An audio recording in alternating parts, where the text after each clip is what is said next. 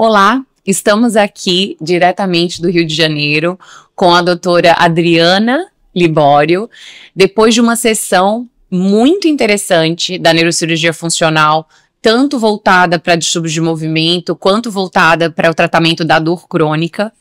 E a doutora Adriana apresentou para a gente sobre a neuralgia trigeminal, que inclusive é um tema da tese de doutorado dela, né? Sim. Então foi bastante interessante. A gente também vai conversar um pouquinho aqui sobre a minha aula, que foi sobre a estimulação cerebral profunda na doença de Parkinson. Então fiquem ligados que esse podcast promete aqui. Doutora Adriana, sobre a história, né? A gente tem muita evolução ao longo desses últimos, enfim, das últimas décadas do tratamento da neuralgia trigeminal, vindo desde o tratamento medicamentoso até o tratamento percutâneo, o tratamento radiocirúrgico. Então, conta um pouco como foi essa evolução. É um prazer estar aqui, né, depois dessa sessão ilustre, com nomes brilhantes na neurocirurgia funcional. E a neuralgia do trigêmeo, vocês acreditam, ela vem desde os anos 1600, quando teve a primeira descrição de dor na face intensa que esses pacientes sofriam. Então você imagina só que só em 1960 é que surgiu a primeira medicação que é efetiva para a neuralgia do trigêmeo, que é a carbamazepina. E essa medicação, ela chega a 90% de taxa de eficácia e vai tratando a dor desses pacientes, né? Mas, além das medicações, tem os pacientes que começam a não responder mais e precisa fazer aí um procedimento. E aí nós começamos a lançar a mão dos tratamentos percutâneos, que é quando a gente faz a punção, né, através aqui da bochecha, para chegar lá na base do crânio e fazer a risotomia do nervo, né, uma lesão do nervo.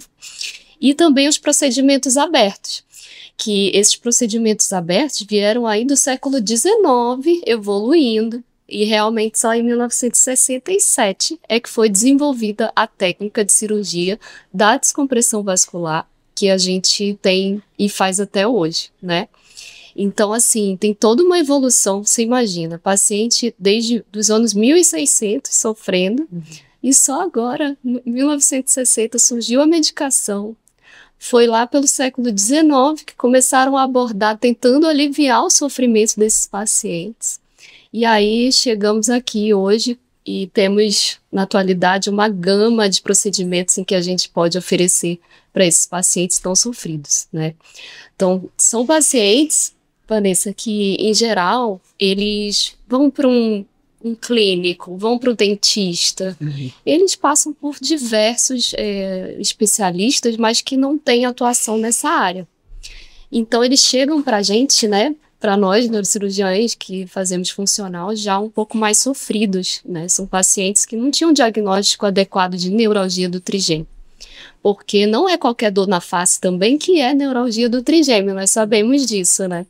Então, são pacientes sofridos. Hoje em dia a gente tem medicações, mas quando elas não respondem mais adequadamente, nós temos opções cirúrgicas abertas e os procedimentos percutâneos também. E sobre isso que você comentou, que nem toda dor, né, na face, para quem está assistindo aqui a gente, é uma neuralgia trigeminal. Explica um pouquinho o que seria, né?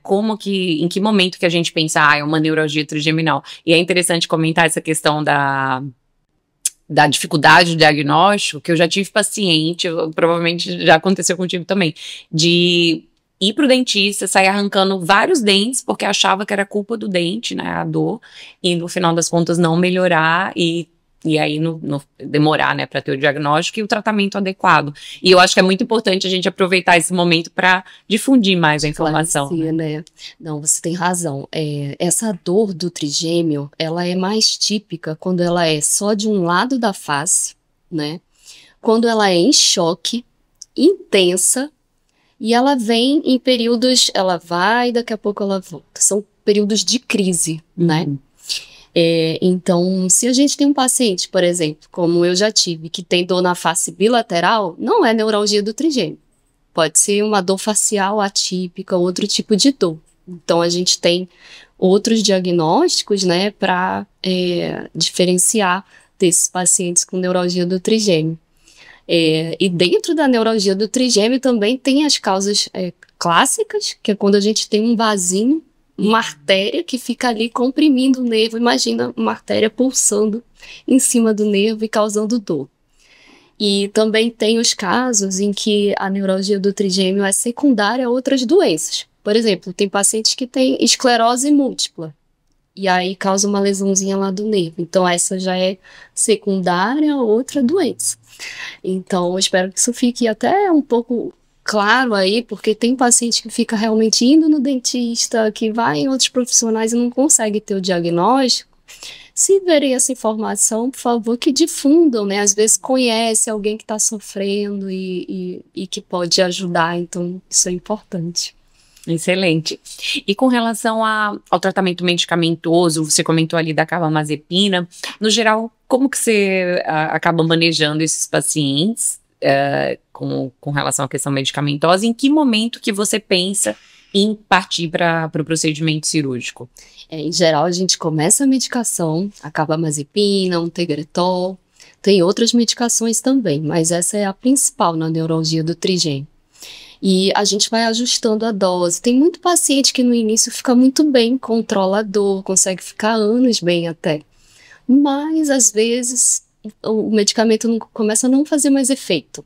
E aí é quando os pacientes começam a sofrer, e aí entram os neurocirurgiões, né? Entram os neurocirurgiões que podem oferecer aí esses tratamentos, tanto o cirúrgico aberto como o percutâneo, e também tem a radiocirurgia, que é quando faz ali um feixe de radiação em cima do nervinho para aliviar a dor dos pacientes. E qual seria a diferença, assim, no momento de decisão? Por que escolher o percutâneo? Por que escolher o aberto? Ou por que escolher... Eu sei que é difícil e a gente poderia passar aqui horas falando sobre isso, mas, assim, como seria na sua opinião? Chegou um paciente ali com a neuralgia trigeminal intensa, que não está conseguindo ter funcionalidade, né? Fazer suas atividades no dia a dia. O que você acaba... Em que caminho você acaba seguindo? E se em alguns momentos você também pensa na radiocirurgia, porque a gente sabe que a radiocirurgia acaba sendo um pouco mais tardio, é difícil, né? Então, paciente que começa a estar tomando remédio e não está mais melhorando, paciente que está ali com a qualidade de vida muito afetada por causa da dor, inclusive afeta o convívio social, a parte psicológica, tem paciente que fica deprimido com dor. A gente começa já a pensar nessa abordagem para levar um alívio, né, para esses casos. E aí a investigação a gente faz uma imagem de ressonância magnética, que a gente pode ver se tem compressão ali do nervo. E se tiver compressão, a gente pode oferecer a cirurgia aberta ou um tratamento percutâneo. E aí a gente tem as indicações para essas cirurgias, né? Por exemplo, eu já tive casos de pacientes que a gente fez a descompressão, né, do nervo, e o paciente ficou livre de dor e muito bem, feliz da vida, porque você imagina, o paciente está ali sofrendo de dor, a gente opera e tira a dor do paciente. Nossa, Vanessa, tirar a dor do paciente, você sabe que é uma coisa maravilhosa, né? Sim. Imagina alguém tá sofrendo e você tira essa dor, é coisa de Deus, né? É nossa missão. Né? É nossa missão, E aí é interessante que você comentou sobre a história da neuralgia trigeminal, que é até um pouco mais longa, e aí já puxando para o outro assunto, que foi o tratamento da doença de Parkinson, que também, coincidentemente, a medicação principal, que a gente tem 2 marcos, né, no tratamento da doença de Parkinson, o advento da levodopa, que também foi ali, né, na década de 60, e o DBS, que acabou vindo ali do núcleo subtalâmico, o globo pálido, ali, final da década de 80, início da década de 90. E isso acaba sendo um problema importante que a gente tem, né, no dia a dia desses pacientes, e que a gente pode oferecer um benefício com tratamento cirúrgico, mas que infelizmente a gente tem, foi até um assunto no congresso da DBS Society, que o Lozano comentou que eles, até lá nos Estados Unidos, no Canadá, nem 20% dos pacientes que poderiam receber o tratamento estão recebendo, né? Conseguem, né? Existe Então, o que é que você vê com relação aos seus pacientes com doença de Parkinson? Então, os pacientes com doença de Parkinson, realmente, tem pacientes que têm um pouco mais de dificuldade até financeira às vezes, mas tem hospitais no SUS que também oferecem, né, esses tratamentos para doença de Parkinson.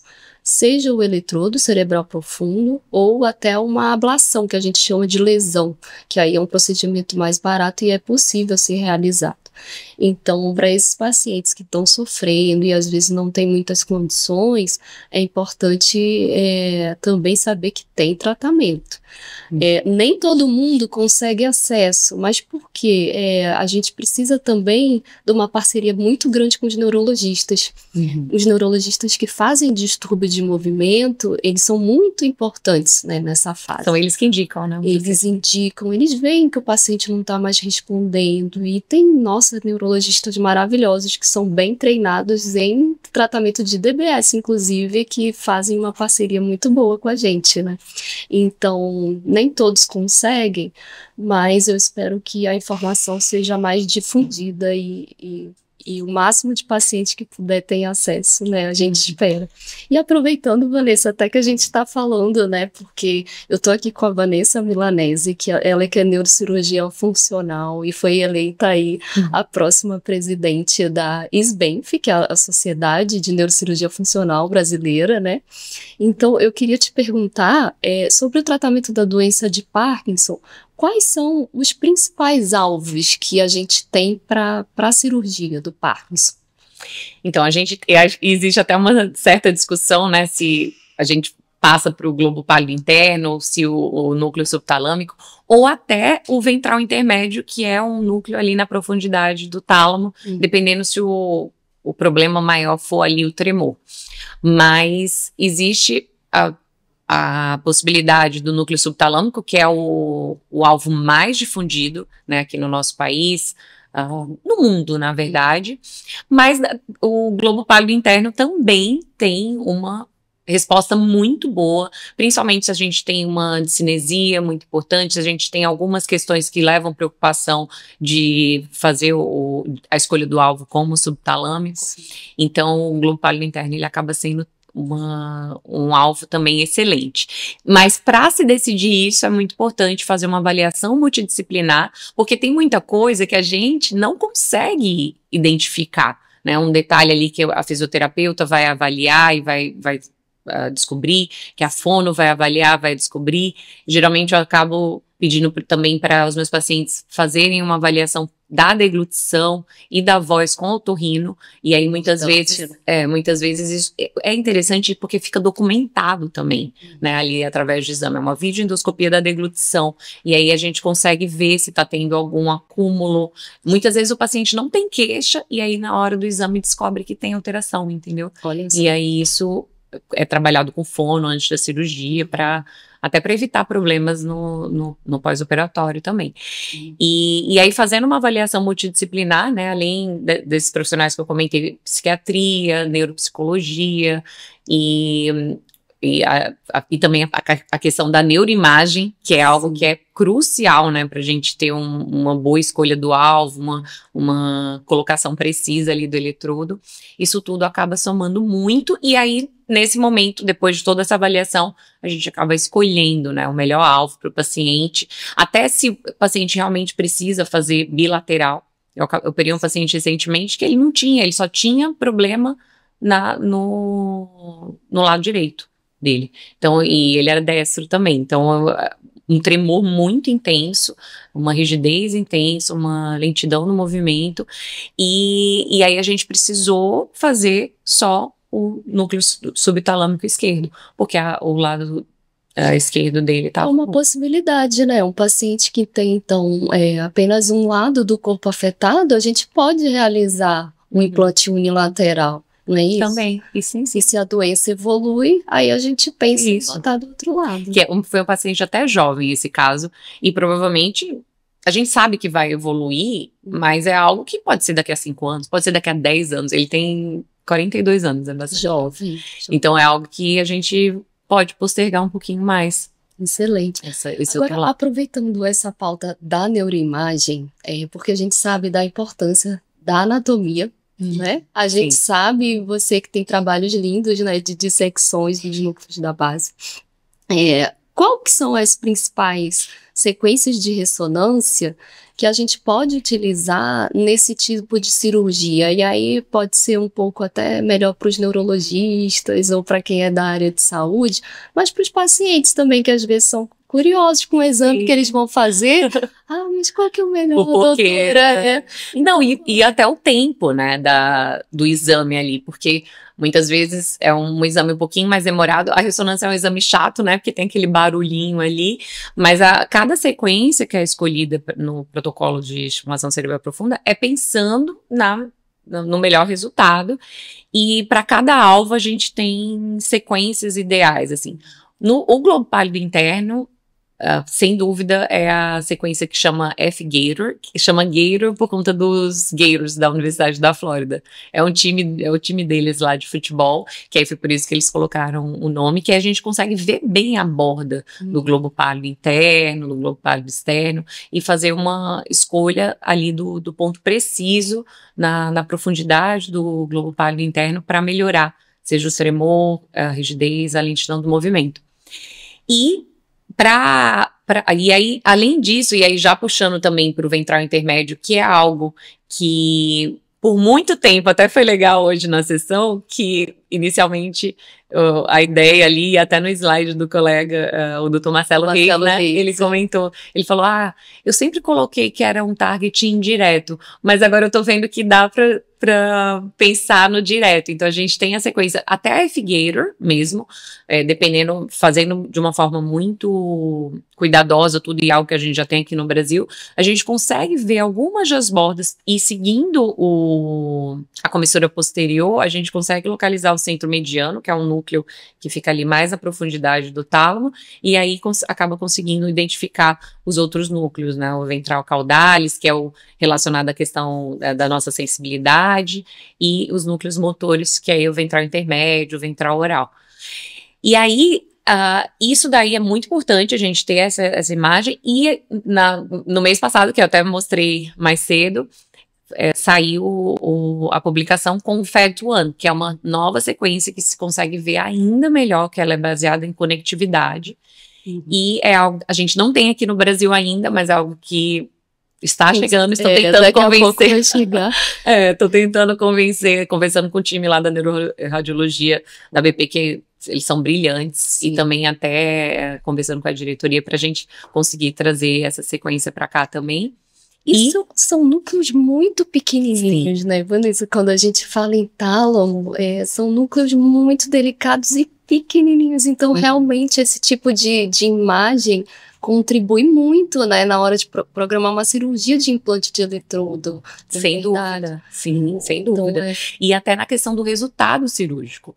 Então, é uma evolução, a gente falou ali, que está vindo desde o final da década de 80, 90, mas o quanto que a neuroimagem evoluiu nessas últimas décadas é algo que é muito bom, assim, que eu acho que a gente está vivendo um momento brilhante na neurocirurgia funcional, e a gente vai ver ainda muita coisa acontecendo, e é realmente eu diria assim, mês a mês, a evolução da neuroimagem, a evolução do conhecimento também, que aí junto neuroimagem e neuroanatomia vai trazendo um melhor resultado para o procedimento. Para o procedimento.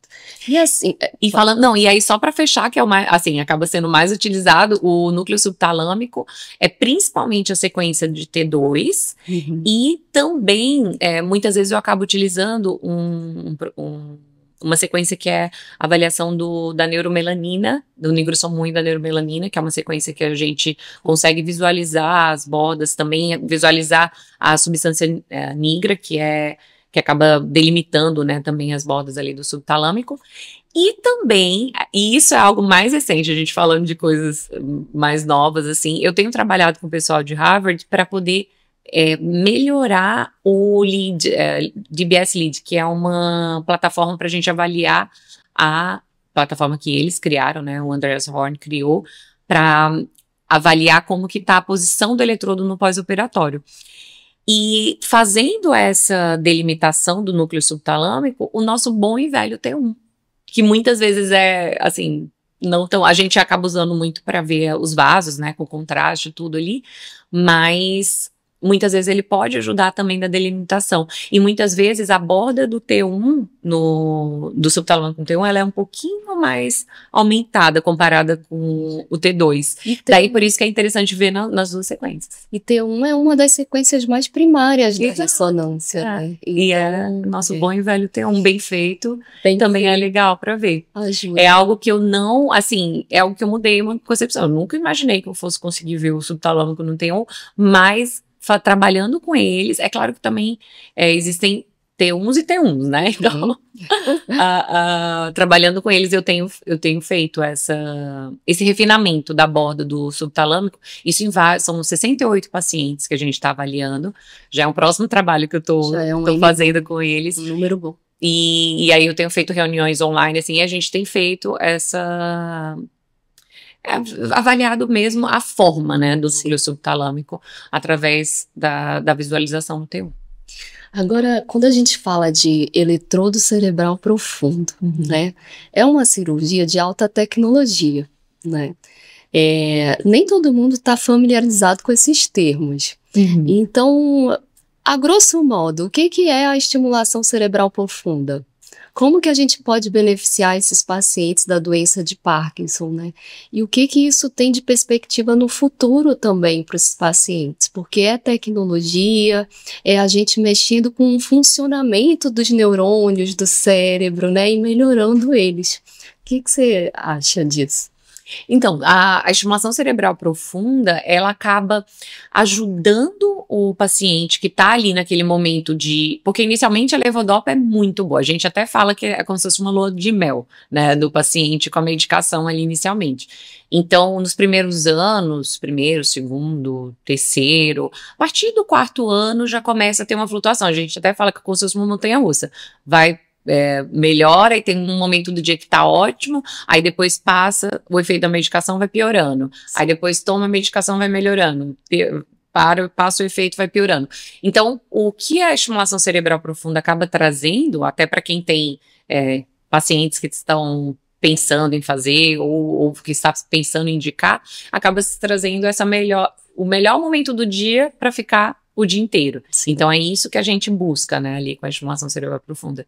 E ela acaba ajudando a fazer com que esses impulsos que estão reduzidos por conta da depleção de dopamina, né, que é algo que a gente vê que tem na doença de Parkinson, é algo que a estimulação cerebral profunda acaba fazendo, tanto a gente estimulando o núcleo subtalâmico como o globo pálido interno.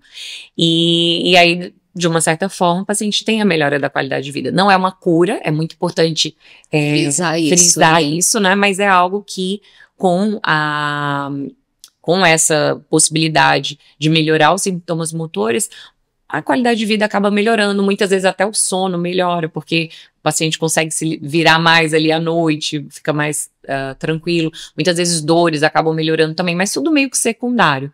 E tudo que acaba melhorando com a medicação, o paciente também acaba. Foi até conversado hoje, né? A questão da marcha, né? É muito difícil você conseguir melhorar com a estimulação cerebral profunda. Mas se por acaso o paciente melhora na hora que toma a medicação, aí é uma possibilidade. Mas também a gente consegue reduzir as medicações, né? Porque o paciente de Parkinson, ele às vezes toma inúmeras medicações. Então, com a estimulação melhorando os sintomas, o neurologista consegue ali diminuir essa carga de medicação e de efeito colateral, né? Exatamente. E geralmente, assim, não que a gente indique o procedimento por isso, né? A gente não está indicando para reduzir a medicação, mas é algo que a gente vê que acontece na maioria, né? Isso, até com ambos os núcleos, assim, tanto o globo pálido interno quanto o subtalâmico podem ajudar nessa redução, mas o subtalâmico muito mais, né? O subtalâmico pode chegar até 75% e o GPI pode chegar até 25% de redução. Mas é claro que a gente, de forma alguma, a gente indica por isso. Sim. Mas é algo que pode somar também. Então, para a gente concluir, a medicina está em constante evolução, né? E a neurocirurgia também. E a neurocirurgia funcional também. A gente vê aí a imagem que está mais refinada, como você falou desses trabalhos. Então, são ressonâncias magnéticas que a gente consegue ver o núcleo milimétrico lá no cérebro do paciente. São, além das neuroimagens, os dispositivos que antigamente, os geradores, que é como se fosse um marca-passo, né, que conecta no eletrodo, esses geradores, eles eram maiores, né, então ficavam um pouco mais robustos debaixo da pele do paciente, e hoje em dia são geradores mais fininhos, menores. Então, com essa evolução toda da medicina, dos dispositivos, o que você vê para o futuro, assim, de evolução? Na verdade, a neuroimagem acho que vai continuar evoluindo, inclusive as técnicas até para tractografia e uma estimulação cerebral profunda personalizada, que foi até um dos artigos que eu comentei, né, também, que saiu no mês passado, de fazer de acordo com o sintoma do paciente. Se ele tem mais tremor, posiciona o seu eletrodo no local ali do subtalâmico que está conectado com as fibras da região da área motora, né, ali que é a região de M1. Se tem mais bradicinesia, é um pouquinho mais anterior. O pessoal do Queen's Square já tinha mostrado isso, né, no trabalho até a tese de doutorado do Harvard, ele chegou a mostrar isso de Londres, né? De Londres. Mas aí agora também nesse paper da Nature a gente acabou demonstrando até a questão dos sintomas axiais, que fibras que vão ter a melhor resposta, a bradicinesia, que fibras que vão ter uma melhor resposta, então, que a bradicinesia, que é essa lentidão do movimento, né? Então, isso acaba sendo algo que soma bastante, né, no nosso resultado e que a neuroimagem acaba trazendo. Além disso, tem outras, além da estereotaxia que a gente usa, existem também evoluções como a própria robótica, tá? Então, isso é algo que pode somar, tem alguns estudos mostrando que pode melhorar ali 1 milímetro, somado à estereotaxia, a robótica também pode somar e trazer esse aperfeiçoamento ainda maior ali do target, porque a gente na neurocirurgia funcional, cada milímetro importa, né? Então, como o núcleo é milimétrico, cada milímetro importa, né? E fora também as tecnologias que estão vindo, assim, de closed loop, né, que você acaba entregando o estímulo no momento que é realmente necessário, então essa é uma possibilidade aí no futuro.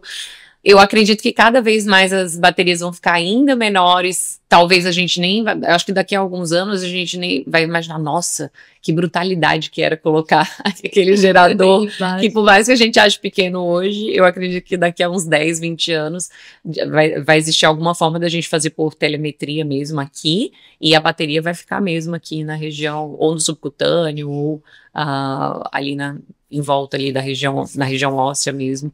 Então, enfim, vamos ver. Mas com certeza vão ser anos. E eu vi muito na NYU, tem um neurocirurgião lá especificamente que faz muito o neuropace, que é para epilepsia, mas coloca o eletrodo cerebral profundo e o gerador ele fica aqui no crânio. Exato. Né? Então a gente espera que no futuro isso possa vir também para os doentes de Parkinson, vir para o Brasil, né, para beneficiar esses pacientes.